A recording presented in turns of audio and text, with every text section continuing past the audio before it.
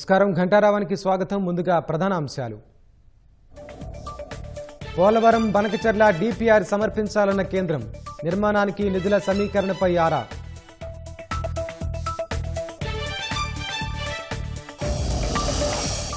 అమరావతి రెండో దశకు 45,000 ఎకరాల భూ సమీకరణ, విమానాశ్రయం స్పోర్ట్స్ సిటీ కోసమేనన్న ప్రభుత్వం.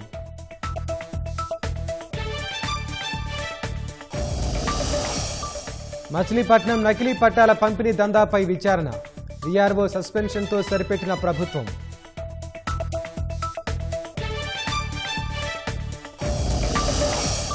వక్ఫ్ ఆస్తుల రిజిస్ట్రేషన్ తప్పనిసరి చేసిన కేంద్రం, ఈ నెల 6న ఉమీద్ పోర్టల్ ప్రారంభం.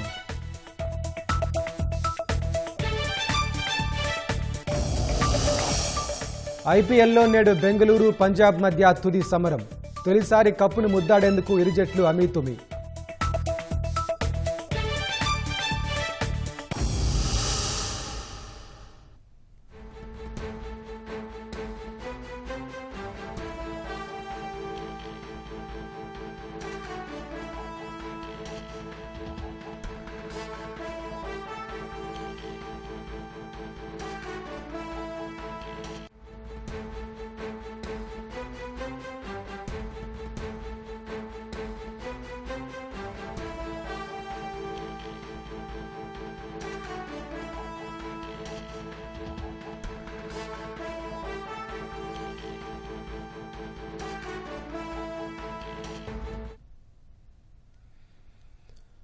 తాజా అంశాన్ని చూస్తున్నాం. వైసీపీ నేత కాకాని గోవర్ధన్ రెడ్డి బెయిల్, పోలీసుల కస్టడీ పిటిషన్లపై నేడు నెల్లూరు కోర్టులో విచారణ జరగనుంది. దీనికి సంబంధించి మరింత సమాచారం మా ప్రతినిధి రాజారావు నుంచి ప్రత్యక్ష ప్రసారం ద్వారా అందిస్తారు.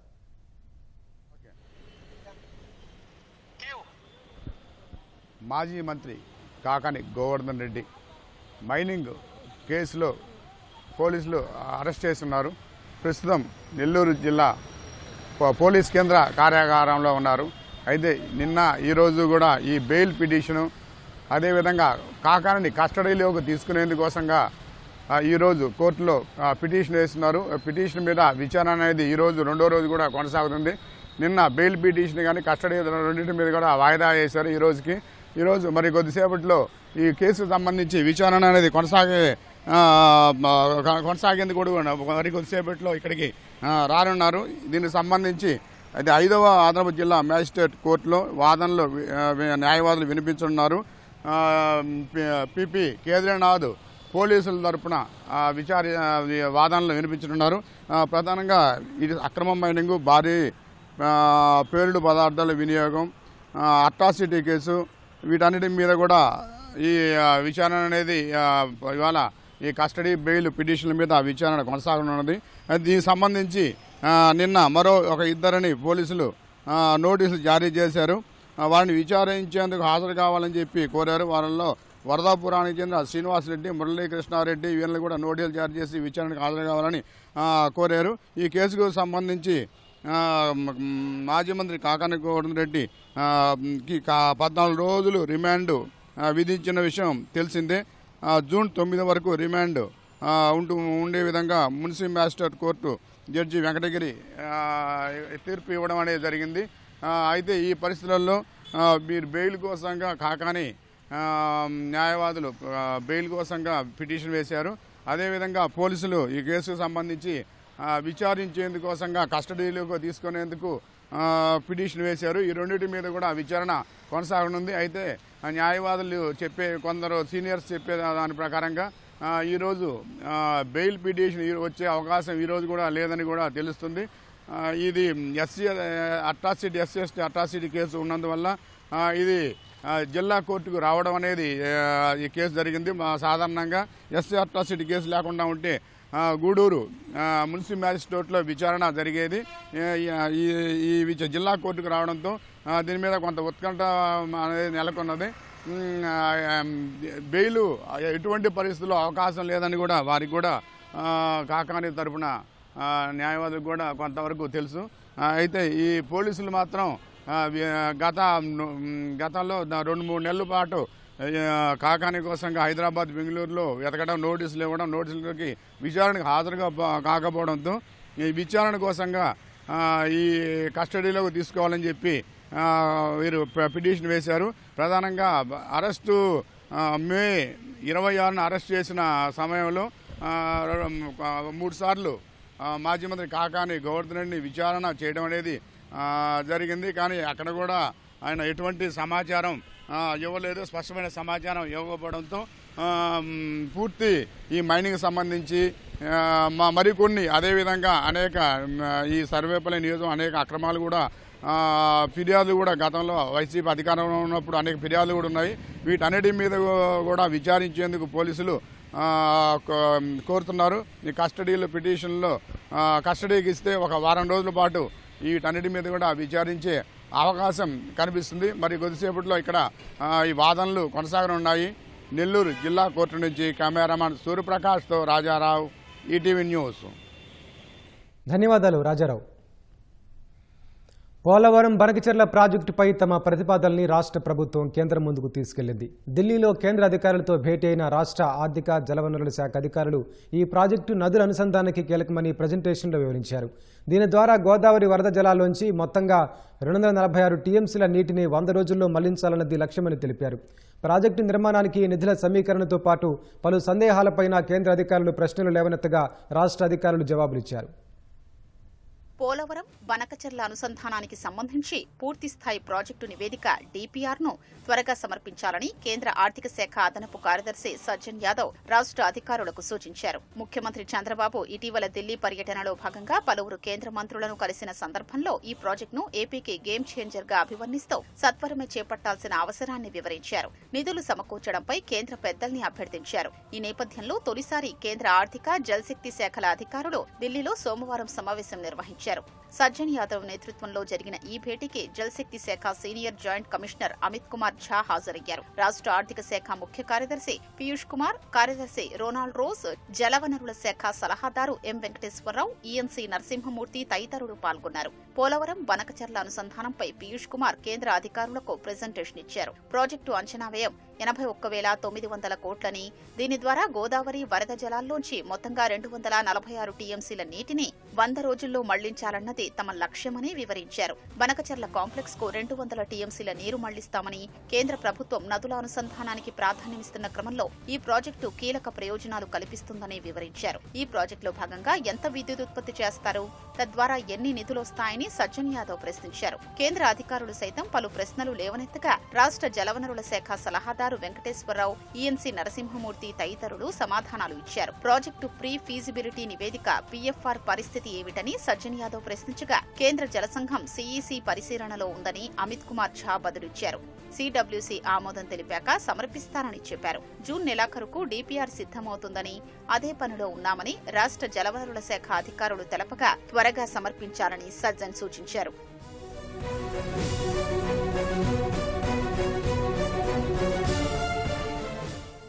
ఈ ప్రాజెక్టును ఏ ఫార్ములాలో చేపట్టాలన్న విషయమై కొంత చర్చ జరిగినట్లు తెలిసింది. ఇప్పటిదాకా రాష్ట్ర ఆర్థిక శాఖ అధికారులు తాము చేసిన కసరత్తును వివరించారు. కేంద్ర సాయం, రాష్ట్ర ప్రభుత్వం నుంచి కొన్ని నిధులు, కొంత అప్పు, యాన్యుటీ నమూనాలో పనిచేపట్టే గుత్తేదారులు కొంత మొత్తం వెచ్చించేలా ఒక ఫార్ములా ప్రస్తుతానికి ప్రతిపాదిస్తున్నారు. మరింత లోతుగా పరిశీలించి ఫార్ములా సిద్ధం చేయాలన్న అభిప్రాయం సమావేశంలో వ్యక్తమైంది. రాజధాని అమరావతి 2వ దశ ప్రాజెక్టు కోసం దాదాపు 45,000 ఎకరాల భూ సమీకరణలో తీసుకోనున్నట్లు మంత్రి నారాయణ తెలిపారు. 38,000 ఎకరాలు ఇచ్చేందుకు ఇప్పటికే రైతుల నుంచి అంగీకారం వచ్చిందన్నారు. కొత్తగా సమీకరణ చేసిన భూమిని అంతర్జాతీయ విమానాశ్రయం, క్రీడానగరం, స్మార్ట్ ఇండస్ట్రీస్ కోసం వినియోగిస్తామని వెల్లడించారు. తొలి విడతలో భూ సమీకరణ నిబంధనలే మలి విడతకు వర్తింపజేస్తామని చెప్పారు. ముఖ్యమంత్రి చంద్రబాబు అధ్యక్షతన సచివాలయంలో జరిగిన సీఆర్డీఏ 48వ సమావేశంలో పలు కీలక నిర్ణయాలకు ఆమోదం తెలిపారు. ఆ వివరాల్ని మంత్రి నారాయణ మీడియాకు వెల్లడించారు. రాజధానిలో ఏర్పాటయ్యే విద్య, వైద్య సంస్థలకు భూముల రిజిస్ట్రేషన్ ఫీజు మినహాయింపు ఇచ్చేందుకు అథారిటీ ఆమోదం తెలిపింది. 2వ దశ భూ సమీకరణకు సంబంధించిన వివరాల్ని మంత్రి నారాయణ వివరించారు. తొలి దశలో 217 చదరపు కిలోమీటర్ల పరిధిలో భూ సమీకరణకు అనుసరించిన నిబంధనలే రెండో దశకు వర్తింపజేస్తామని స్పష్టం చేశారు. 5,000 ఎకరాల్లో విమానాశ్రయం, 2,500 ఎకరాల్లో స్మార్ట్ ఇండస్ట్రీస్, మరో 2,500 ఎకరాల్లో స్పోర్ట్స్ సిటీ ఏర్పాటు చేసేందుకు ఈ భూమి సమీకరించనున్నట్లు తెలిపారు. సుమారు 38,000 ఎకరాల భూ సమీకరణ ద్వారా ఇచ్చేందుకు రైతులు ఇప్పటికే స్వచ్ఛందంగా ముందుకొచ్చినట్లు మంత్రి తెలిపారు. అడ్మినిస్ట్రేటివ్ టవర్స్లో భాగమైనటువంటి జిఐడి టవర్, తర్వాత హెచ్ఓడి ఆఫీసెస్ టవర్స్ 1, 2, 3, 4 వీటికి సంబంధించి టెండర్లు పూర్తయినాయి. జిఐడి టవరు ఎన్సీసీ వాళ్ళు L1 అయ్యారు, టవర్ 1 and 2 షాపుంజీ వాళ్ళు అయ్యారు, టవర్ 3 and 4 L&T వాళ్ళు అయ్యారు. ఏదైతే జిఐడి టవర్ ఉందో 882 కోట్ల రూపాయలు, అదేవిధంగా టవర్ 1 and 2 1,487 కోట్లు, టవర్ 3 and 4 1,303 crores, మొత్తం 3,673 కోట్లతో ఏదైతే L1 అయ్యారో దానికి అథారిటీ యాక్చువల్గా అప్రూవల్ ఇవ్వడం జరిగింది. దాన్ని ఇమీడియట్గా ఆ వర్క్ని టేకప్ చేసేటట్టుగా ఆ కన్సర్న్ ఏజెన్సీస్కి ఇచ్చి ఇమీడియట్గా వర్క్ టేకప్ చేయడం జరుగుతుంది. ముఖ్యమంత్రి గారు రాబోయే 50 సంవత్సరాలను దృష్టిలో పెట్టుకుని, 100 సంవత్సరాలు దృష్టిలో పెట్టుకుని ఏ విధంగా అయితే హైదరాబాద్లో ఆ రోజు 5,000 ఎకరాలతో ఒక ఎయిర్పోర్ట్ని నిర్మించారో, శంషాబాద్ ఎయిర్పోర్టు, ఆ ఎయిర్పోర్ట్ ఆ రోజు నిర్మించకుండా ఉంటే ఏదైతే ముందున్న ఎయిర్పోర్ట్లో 10% ఫ్లైట్లు కూడా దిగలేవు. ఫ్లైట్లు దిగినప్పుడు ఇన్వెస్టర్స్ రారు. ఇన్వెస్టర్స్ని అట్రాక్ట్ చేయాలంటే ఖచ్చితంగా ఇంటర్నేషనల్ ఫ్లైట్స్ దిగేటట్టుగా ఉండాలా. అదే విధంగా అదే దృష్టిలో పెట్టుకుని ముఖ్యమంత్రి గారు ఫ్యూచర్లో మనకున్న ఎయిర్పోర్ట్ సరిపోదు, ఇక్కడికి ఇన్వెస్టర్స్ రావాలంటే ఖచ్చితంగా 5,000 ఎకరాలతో ఒక మంచి ఎయిర్పోర్ట్ నిర్మించాలని ఆదేశించారు.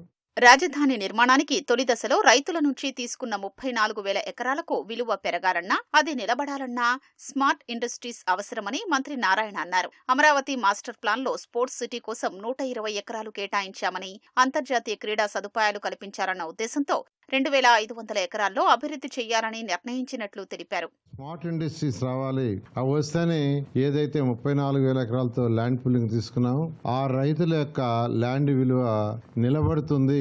ఇలాంటి విలువ నిలబడదు కాబట్టి ఇమీడియట్ గా స్మార్ట్ ఇండస్ట్రీస్ కి ఒక 2,500 ఎకరాలు, అదేవిధంగా ఒక ఇంటర్నేషనల్ స్పోర్ట్స్ సిటీ నిర్మిస్తే సంవత్సరానికి 2-3 యాక్టివిటీస్ జరిగినా దానివల్ల అనేక హోటల్స్ వస్తాయి, అవి ఫిల్ అవుతాయి, ప్రభుత్వానికి GST పెరుగుతుంది, సర్వీస్ సెక్టర్ కూడా పెరుగుతుంది, దానివల్ల ఎంతో మందికి ఎంప్లాయ్మెంట్ వస్తుందనే ఉద్దేశంతో ఈ 3 ప్రాజెక్టులు టేకప్ చేయమన్నారు. అయితే ఆ 3 ప్రాజెక్టుకి ల్యాండ్ అక్విజిషన్, ల్యాండ్ పుల్లింగ్ అనే డెసిషన్లో అక్కడున్న ప్రజాప్రతినిధులు అధికారులకు ఇన్స్ట్రక్షన్ ఇచ్చాం. దాదాపు 24,000 ఎకరాలను యాక్చువల్గా ల్యాండ్ పుల్లింగ్ ఇవ్వడానికి వాళ్ళు యాక్సెప్ట్ చేశారు. మిగతా ప్లేస్లో కూడా యాక్చువల్గా వర్కౌట్ చేస్తున్నారు. అంటే ఇప్పుడు ఏదైతే land pulling rules and regulations పెట్టామో అది 217 చదరపు కిలోమీటర్లకే ఆల్రెడీ ఉన్నదానికే, వాటిని ఎక్స్టెండ్ చేసేదానికి అథారిటీలో పర్మిషన్ తీసుకున్నాం. ఎడ్యుకేషన్ ఇన్స్టిట్యూషన్స్, హెల్త్ ఇన్స్టిట్యూషన్స్ ఉన్నాయి, వాళ్ళు యాక్చువల్గా రిజిస్ట్రేషన్ ఫీజు వాటికి సంబంధించి కొంత ఎగ్జంప్షన్స్ అడిగారు. దాని మీద కూడా యాక్చువల్గా నిర్ణయం తీసుకోవడం జరిగింది. రాజధానిలో స్టార్టప్ ఏరియా ప్రాజెక్టు చేపట్టేందుకు సింగపూర్ సంస్థల కన్సార్షియంను ఆహ్వానించామని, కానీ గత వైసీపీ ప్రభుత్వం పెట్టిన ఇబ్బందులతో వారు వెనకడుగు వేస్తున్నారని మంత్రి తెలిపారు. వారిని మళ్లీ రప్పించేందుకు ప్రయత్నిస్తున్నామన్న మంత్రి, వారు రాకపోతే ప్రత్యామ్నాయ ఏర్పాట్లు చేసుకుంటామన్నారు. 10,000 ఇళ్ల పట్టాలు అన్నీ నకిలీవే. ఏకంగా అప్పటి సీఎం ఫోటోతో సొంతంగా ముద్రించారు. వాటిలో 5,000 ఇళ్ల పట్టాలను ప్రజలకు పంచేశారు. ఎన్నికల్లో ఎలాగైనా లబ్ధి పొందాలని మచిలీపట్నం మాజీ ఎమ్మెల్యే, మాజీ మంత్రి పేర్ని నాని అండ్ కో చేసిన కుట్ర ఇది. కుమారుడు పేర్ని కిట్టును ఎలాగైనా గెలిపించుకోవాలన్న ఉద్దేశంతో ప్రజలను నిలువున మోసగించారు. ఇళ్ల పట్టాల ఆశ చూపి ఓట్లు దండుకోవాలన్నారు. సరిగ్గా ఇలాంటి వ్యవహారంలోనే గన్నవరం మాజీ ఎమ్మెల్యే వలభనేని వంశీపై కేసు నమోదైన పేర్ని నానికి ఎందుకు మినహాయింపు ఇచ్చారన్నది అంతుచిక్కని ప్రశ్నగా మారింది. 2024 ఎన్నికల్లో మచిలీపట్నం నియోజకవర్గంలో వైసీపీ అభ్యర్థి పేర్ని కృష్ణమూర్తి అలియాస్ కిట్టును గెలిపించడం కోసం ఆయన వర్గీయులు బరి తెగించారు. ఓటర్లను ప్రలోభపెట్టేందుకు నకిలీ పత్రాలు, ఫోర్జరీ సంతకాలతో 10,000కు పైగా నకిలీ ఇళ్ల పట్టాలు ముద్రించి వాటిలో 5,000 పట్టాల్ని పంచేశారు. 2019 ఎన్నికల సమయంలో ఇలాంటి మోసానికే పాల్పడిన గన్నవరం మాజీ ఎమ్మెల్యే వల్లభనేని వంశీ ప్రస్తుతం రిమాండ్లో ఉన్నారు. వైసీపీ ప్రభుత్వం అధికారంలో ఉండడం, కిట్టు తండ్రి నాటి మంత్రి పేర్ని నాని కావడంతో అతడిపై ఎలాంటి కేసు పెట్టలేదు. అంతటి తీవ్రమైన నేరానికి పాల్పడినట్లు ఆరోపణలు వచ్చినా ఎన్నికల సంఘము తీవ్రంగా పరిగణించలేదు. కూటమి ప్రభుత్వం ఏర్పడి ఏడాది దాటినా ఆ ఘటనపై విచారణకు ఆదేశించలేదు. గన్నవరం ఘటనపై కేసు పెట్టినప్పుడు మచిలీపట్నం వ్యవహారంపై ఎందుకు విచారణ జరపడం లేదనే ప్రశ్నలు తలెత్తుతున్నాయి.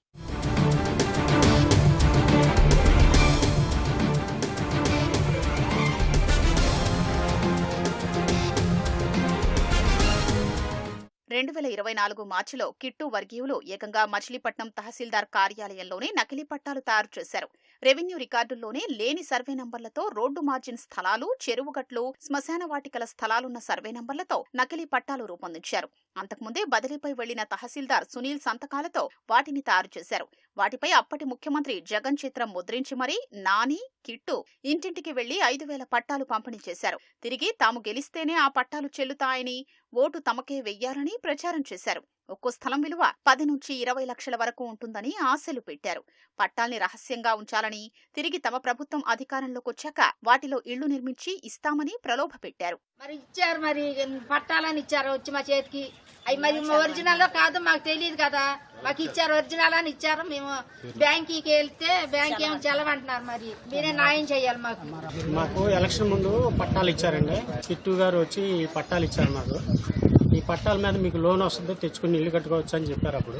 అయితే మేము ఇల్లు రేకుల షెడ్లు తీసి మళ్ళీ ఇల్లు కట్టుకుందాం అని చెప్పేసి మేము ఈ పట్టా తీసుకెళ్లి బ్యాంకులో చూపించాము. ఏమో చల్లవని చెప్పారు. మరి ఈ పట్టాలు ఒరిజినలో తెలియదు, డూప్లికేటో తెలియదు. ఎంఆర్ఓ ఆఫీస్కి వెళ్ళాము, అవి కూడా పనికిరావని చెప్పారు. ఎలక్షన్ ముందు ఇవన్నీ కూడాను ఫేక్ పట్టాలు ఇచ్చారు. దాదాపుగా ఒక 100 పట్టాల దాకా ఇక్కడ మాకు ఇచ్చారండి.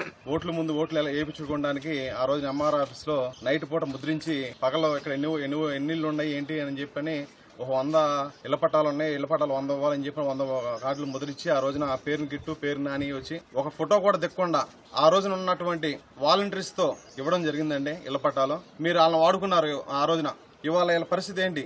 చంద్రబాబు నాయుడు గారిని, మా మినిస్టర్ గారు కొల్లు రవీంద్ర గారిని వీళ్ళని ఏదైనా న్యాయం చేయాలని చెప్పని కోరుకుంటున్నాం.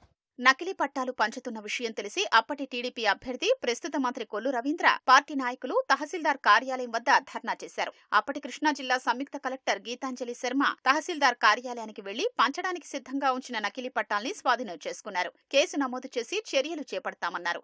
అంతా జరిగి ఏడాది దాటినా కనీసం విచారణకు ఆదేశించలేదు.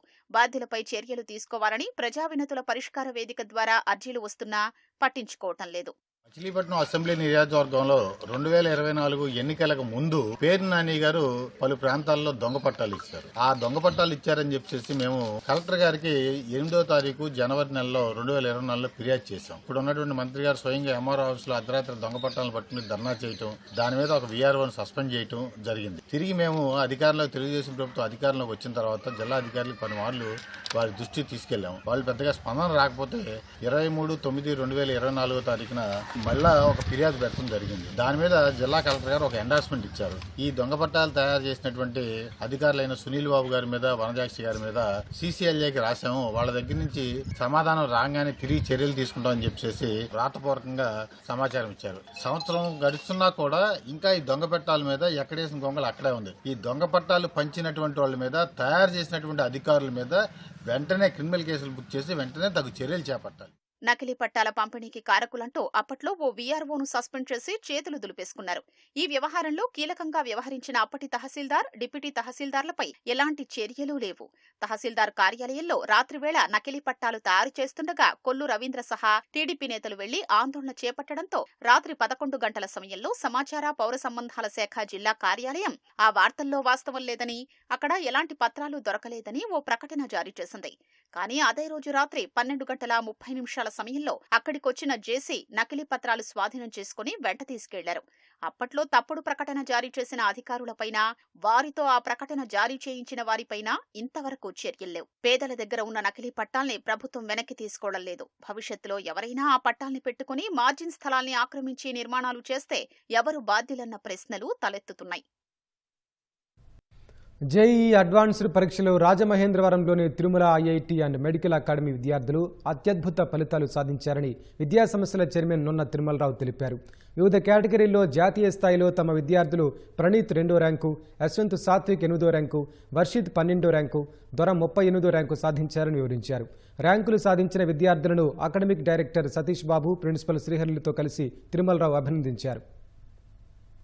సో ఇంత టఫెస్ట్ ఎగ్జామ్లో కూడా జాతీయ స్థాయిలో మా విద్యార్థులు సాధించినటువంటి ర్యాంకులు చాలా గొప్పగా ఉన్నాయి. 1000 లోపు ర్యాంకులు మనం తీసుకున్నట్లయితే 10 మంది విద్యార్థులు ఓపెన్ కేటగిరీలో సాధించడం జరిగింది. ఇది చాలా గొప్ప విజయం. అలాగే CRL ర్యాంకులు తీసుకుంటే ఓపెన్ కేటగిరీలో 500 లోపు 5 ర్యాంకులు, 2000 లోపు తిరుమల విద్యా సంస్థల నుంచి 24 మంది విద్యార్థులు ఓపెన్ కేటగిరీలో సాధించడం జరిగింది. అలాగే వివిధ కేటగిరీలు మనం తీసుకున్నట్లయితే 100లోపు 8 మంది, 500లోపు 36, 1000లోపు 84, 2000లోపు 156, 5000లోపు వివిధ కేటగిరీల్లో 356 మంది విద్యార్థులు తిరుమల విద్యా సంస్థల నుంచి ఈ జాతీయ స్థాయి అతి గొప్పగా భావించినటువంటి జేఈ అడ్వాన్స్డ్లో సాధించడం జరిగింది. సుమారుగా 400 పైచిలుకు విద్యార్థులు ఈ సంవత్సరం ఐఐటీల్లో సీట్లు సాధిస్తారని చెప్పి మేము భావిస్తున్నాం. నేను 9వ తరగతి నుంచి ఇక్కడే చదువుకుంటున్నాను. నాకు ఇక్కడికి వచ్చిన కొత్తలో తిరుమలరావు సార్ మాట్లాడాడు నాతో. అప్పుడే చెప్పారు నాకు ఇలా మంచి ర్యాంక్ వస్తుందని. నిజంగానే ఈ రోజున సిఆర్ఎల్ 113 ర్యాంక్ వచ్చింది నాకు. దీనిలో మా పేరెంట్స్ ఎమోషనల్ సపోర్ట్ చాలా ఉంది. పైగా మా టీచర్స్, మెంటర్స్ గైడెన్స్ చాలా బాగా ఇచ్చారు. ఇక్కడ 4th క్లాస్ నుంచి తిరుమల విద్యా సంస్థల్లో చదువుకుంటున్నాను. నా అడ్వాన్స్ సిఆర్ఎల్ ర్యాంక్ వచ్చేసి 311, కేటగిరీ ర్యాంక్ వచ్చేసి 2. తిరుమల విద్యా సంస్థల ఫ్యాకల్టీ నాకు చాలా సహాయం చేశారు. మా పేరెంట్స్ కూడా నాకు చాలా ఎమోషనల్ సపోర్ట్ ఇచ్చారు. వాళ్ళ సపోర్ట్ వల్లే నేను ఇంతవరకు వచ్చాను. నేను ఇక్కడ 6th క్లాస్ నుంచి చదువుతున్నాను. ఇక్కడ ఫ్యాకల్టీ నాకు ఎలా చూసినా అంటే ఎమోషనల్గా కానీ లేదంటే సబ్జెక్ట్ పరంగా కానీ చాలా సపోర్ట్ ఇచ్చారు. మా పేరెంట్స్ వస్తే వాళ్ళు ఇంకా ప్రతిదీ ఇంకా నాకు వాళ్ళు ప్రతిదానికి నన్ను మోటివేట్ చేసేవారు. వాళ్ళ సపోర్ట్ ద్వారానే నేను ఇక్కడ దాకా వచ్చానని చెప్తాను. ఈ తిరుమల విద్యా సంస్థలో మన ఈ ఉభయ గోదావరి జిల్లాలే కాదు ఆంధ్రప్రదేశ్కే ఒక అదృష్టం అనేది భావిస్తున్నాం. 1-to-1 కేర్ తీసుకుంటూ హాస్టల్ సదుపాయం కానీ హెల్త్ కేర్, మా అబ్బాయికి కూడా యాజ్ ఎ డాక్టర్ నేను చెప్తున్నాను, మా అబ్బాయికి ఇబ్బందులు వచ్చినప్పుడు కూడా 2 ప్రొఫెసర్స్ ఇంటికి వచ్చి విజిట్ చేసి ఎలా ఉన్నాడో కనుక్కోవడం ఇట్స్ వెరీ ఎమోషనల్. అలాంటి కేర్ సార్ తీసుకోవడం, ఆయనతో మాకున్న అభిమాన సంబంధం ఏంటంటే as parent teacher relation very very important for success of any students.